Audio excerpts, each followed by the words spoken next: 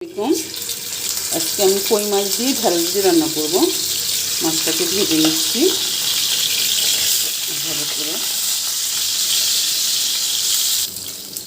মাছটা উল্টিয়ে দিচ্ছি, এক সাইড ভাজা হয়ে গেছে।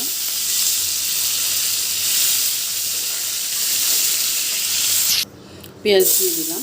মাছের তেলেই মাছ রান্না করবেন, অনেক মজা হয়, খেতেও ভালো লাগে। ভিডিওটা ভালো লাগলে একটা শেয়ার করবেন, একটা কমেন্ট করবেন, একটা লাইক করবেন, ইউটিউব চ্যানেলটাকে সাবস্ক্রাইব করবেন, পেজটাকে ফলো করবেন, অবশ্যই পাশে থাকবেন। দিয়ে দিচ্ছি লবণ, দিয়ে দেবো আদা রসুন বাটা। আন্দাজ করে পরিমাণ মতো দেবেন, কতটুকু রান্না করবেন ওই অনুযায়ী। আদা রসুনটাকে ভেজে নিচ্ছি। দিয়ে দেবো একটু পানি, মরিচ, ধনিয়া পাউডার, হলুদ। মশলাটাকে ভালো করে কষাবেন, যত কষাবেন ততই মজা। দিয়ে দিচ্ছি একটু আলু, একটু পানি দিচ্ছি, আলুটাকে একটু কষিয়ে নিচ্ছি। দিয়ে দিচ্ছি ঢেঁড়স।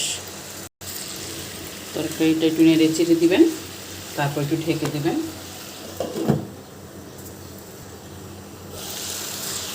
তরকারিটা কষানো হয়ে গেছে, এখন দিয়ে দিব পানি। এটা আমি ঝোল বেশি দেবো না, এটা একটু মাখা মাখা রাখবো, তো এই ঝোলেই হয়ে যাবে। দিয়ে দিচ্ছি মাছ,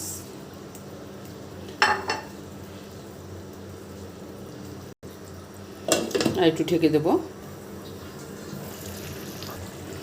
হয়ে গেছে তরকারি, আর মাখা মাখা রাখবো, কারণ ঢেঁড়স তো ঝোল রাখলে ভালো লাগবে না, শুকনো শুকনোই রাখবো। তো শেষ করছি ভিডিও, আবার নতুন কোনো রেসিপি নিয়ে দেখা হবে। আল্লাহ হাফেজ।